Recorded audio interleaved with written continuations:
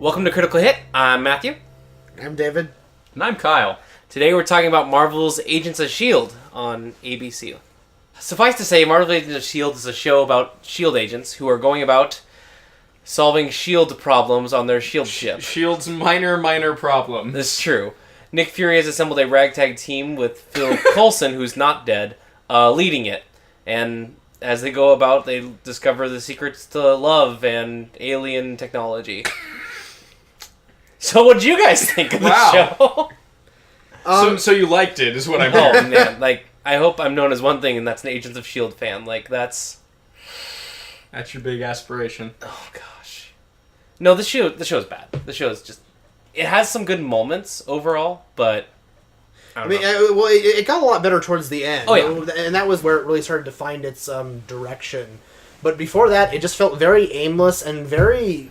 Almost like the whole thing was on autopilot. Like as if somehow, like, Marvel was able to build, like, an AI to create a TV show, and that was like that vaguely resembled, like, a Joss Whedon show. Vision, direct this for us. Yeah, and that's what it's, like, spat out.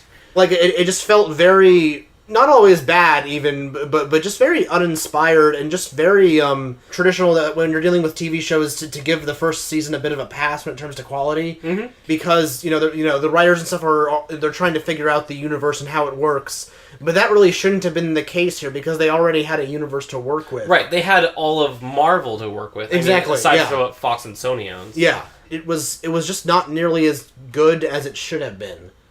Yeah, it should have been a lot more. And it wasn't just that they couldn't find themselves. It's just that so often it was in stark contrast to what was done with the movies. Yeah. Where there was this interconnectedness between everything, with everything being influenced by one another. And yet, while you could see glimpses of it, they themselves really didn't have that much of an impact.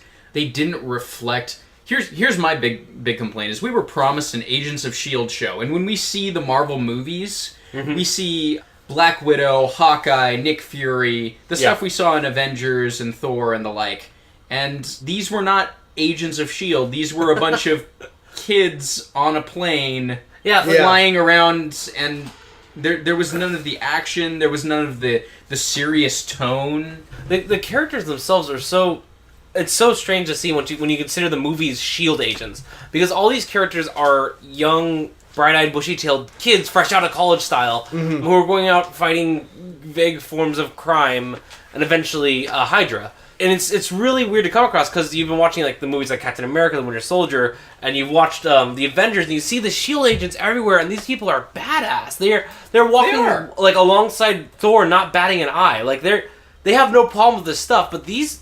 And you would think in a show called Agents of S.H.I.E.L.D. you'd get the creme de la creme of agents. But instead you get this, like you called them, the Magic School Bus. Like, yeah. Well, it feels like that. It feels like Coulson is there to take these kids on their fantastic adventures, and first off, they're not that fantastic. Yeah.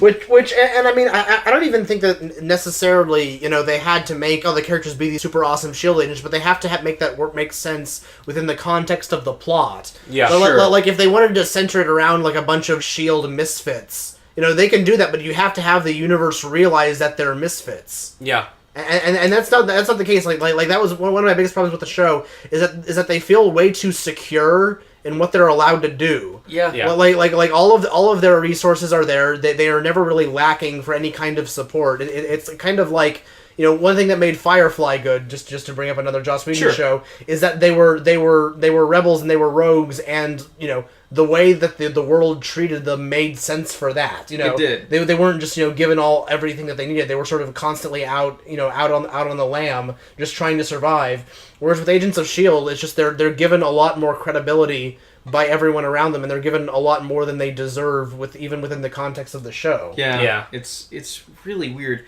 Another thing I just found odd, just getting into some of the structure of what they made S.H.I.E.L.D. into in this show, is they have this almost like I think college-y environment for the S.H.I.E.L.D. trainees to go through. Yeah. To the point where they have parties in the boiler room. Which that was actually kind of like on its own merits. I thought that was actually a decent episode, but yeah, it just felt really that was weird. Like that's what we see. It was like they were trying to turn like the S.H.I.E.L.D. into like Hogwarts or something like that. It was Hogwarts. It's like it's a secret government organization. Are they really going to have like a freaking like? Just because there's a British girl on the team doesn't mean you have to make Hogwarts. Well, it's a frustrating show because everyone is, at least the vast majority of the main characters are so the young and innocent style of persons. Yeah. And it's really weird because you think these people are secret agents. They live in gray morality and they shouldn't have a problem with that. But the entire time, like the show, almost every character is like, whoa, that's like a problem morally? I don't know what to do.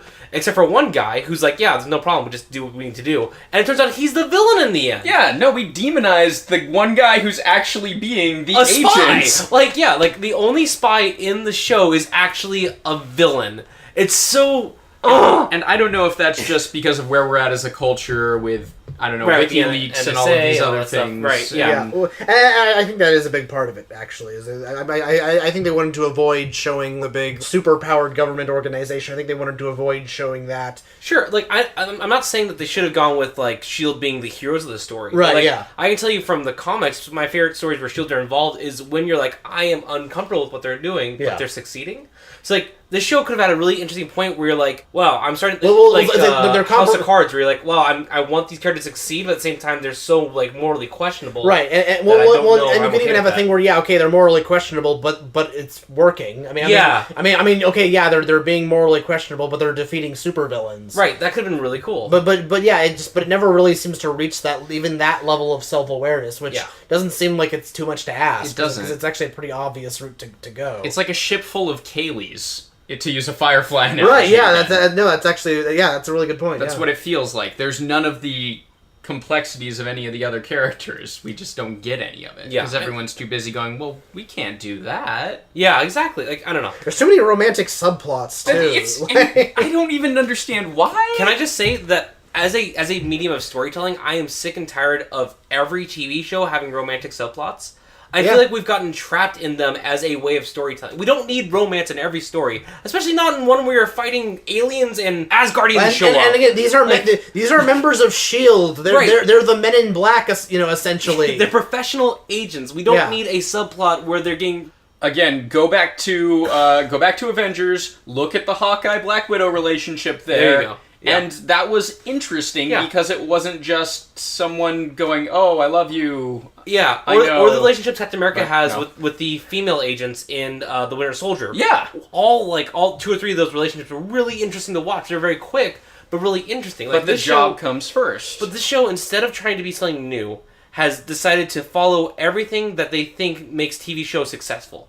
They have given up and they've signed off with going and following the flow. So we've said many times in our other conversations, it's become a knockoff of X-Files, like, because X-Files was successful. It does romance subplots because subplots are successful. Except it does, X-Files had a romance subplot and it worked a lot better than it does here because it wasn't constantly being thrown in your face. That's the thing, is the show is copying everything they think will succeed rather than trying to be its own thing. But the thing is, but even with the copying, they're copying it badly. Like with X-Files, for example, what made X-Files good also was that, Mulder and Scully were the laughing stock of the FBI, and it was just them occasionally, being able to get some further resources. That's not really the case with Agents of S.H.I.E.L.D. Right, because he's supposed to be the best. They're too secure and too safe. Yeah, they really are just playing it.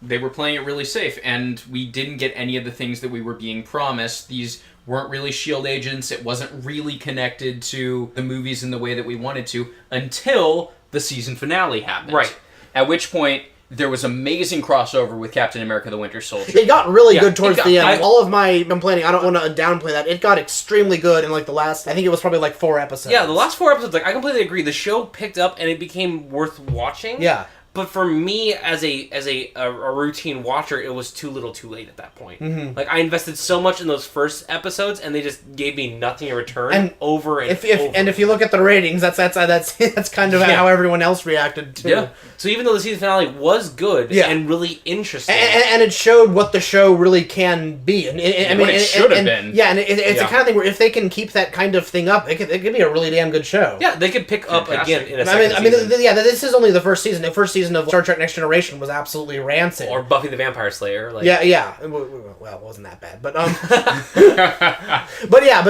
I mean, so I guess one of the points I'm making is that there actually still is like.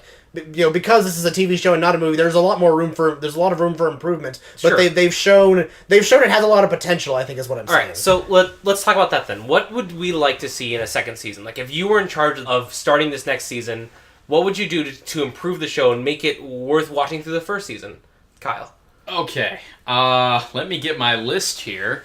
And there's a lot of things they could be doing because, like we said, they have an awesome property to already be working with. This universe already has a really great feel, and there's a lot of characters. Yes. For instance, bring some of those in. Don Cheadle is not afraid of being on TV. Mm-hmm. Go ahead and see if you can get War Machine in one of these episodes. That would be awesome. He's a military guy. You could really work him in. Similarly, I don't know, talk to Ruffalo. Do sort of a homage to the old Hulk TV show and just have him guest star at one point. Mm-hmm. And he doesn't even need to go Hulk on screen or anything. Just have Bruce Banner interacting with the team or something. Yeah. Mm-hmm. Yeah. Something to make it a little bit more interesting. If you don't want to bring in that kind of star power, well, we have the awesome promise of the Netflix series that are going to happen. Exactly. Mm-hmm. Get some interplay with that. Have a Daredevil episode. That'd be really cool. Have something going on that connects this to, that legitimately puts these characters in contact with the larger universe.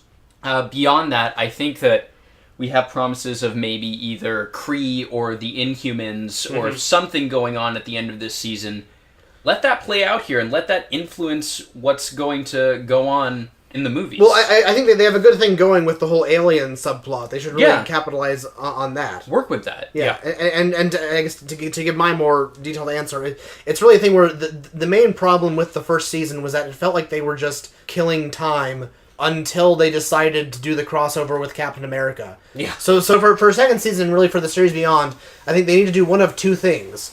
One, either they need to just do the crossover thing more often, so we're not having to wait, 4/5 of the season until we get to it. Yeah. Or just look at the show as an as a mostly independent entity, right, and make it work on that basis. Which and there's a lot of ways they can go. I mean, they could. Like I said, they can capitalize on the alien route. They just need to make the show have its own tone and own voice, and just work on its own level.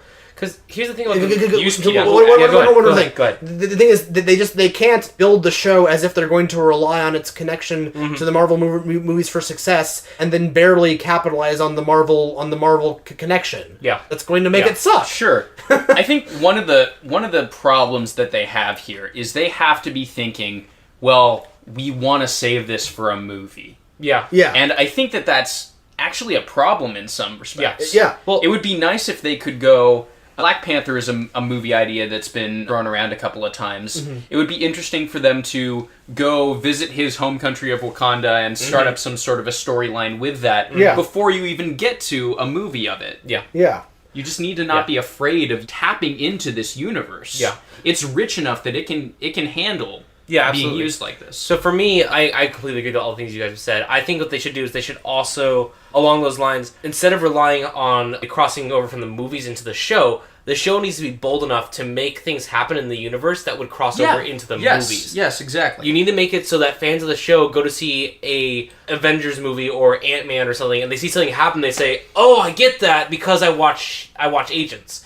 You need to make it so that it becomes as big as a deal as watching one of the Marvel movies. Because all the Marvel movies do this. They all stand on their own 2 feet and then say, by the way, here at this point is what we're doing to the universe. Yep. And then every other director just has to deal with that. And I personally am totally fine with that. I think the show should have the strength to do that. And I think there are many ways to do that. They can bring in characters that haven't been explored yet. I'd love to see more minor characters. It'd be fun to see the Norse religion becomes a big deal. So, like, you have actual worshippers of Thor showing up in the Marvel Universe. It'd be fun if they ran into those people. But it'd be fun to see Moon Knight running around being all psycho. Or, like, heck, get Carol Danvers, Miss Marvel, to be the pilot. Because she's actually a fighter pilot anyways in the stories. Like, there's There's a lot of untapped. She could easily know. I'm just saying, she could easily know War Machine. Yeah, exactly. Carol Danvers is It's Captain Marvel now. okay. Yeah, right. I'm just saying for those who don't know. Yeah. But like, there's the Marvel universe is so big and so wonderful that there are hundreds of characters, major and minor, you can pull into a show like this and just give them a spotlight for a time. Yeah. Well, I mean, it just for me when I look at this show, I think, okay, you have the source material where you're allowed to draw from just so many decades of so many writers, and there's so many places you could draw information from, and your show is stylistically boring. Yeah. Like, what the hell? Yeah. Like The writers all need to go to the nearest comic book store, buy Marvel comics, read them, read a lot of them, say that character sounds cool, and start thinking about how they could use them in Agents of S.H.I.E.L.D. Yeah, and I think that's, and I think really, even if you're not looking at it exclusively from the perspective of is it true to the comics, that still is the that is still what's wrong with it, because it's just not working on its own. Yeah. All right, guys. I think we're set here. Any closing thoughts? Man, I hope season 2's better. It probably will be. I mean, I get the impression that it probably will be. I'll actually end on a note of optimism there. For me, like, honestly, the show's had ups and downs, but the downs are so bad that the ups are barely worth praising. I'm gonna stick to watching Arrow. Sorry, like, DC fan over here, but that show's doing a lot better with its universe than the show is with its. It wasn't the Wonder Woman pilot, though. That's true. It certainly was. All right, guys, that's it from us. Thanks for listening. See ya. Laters.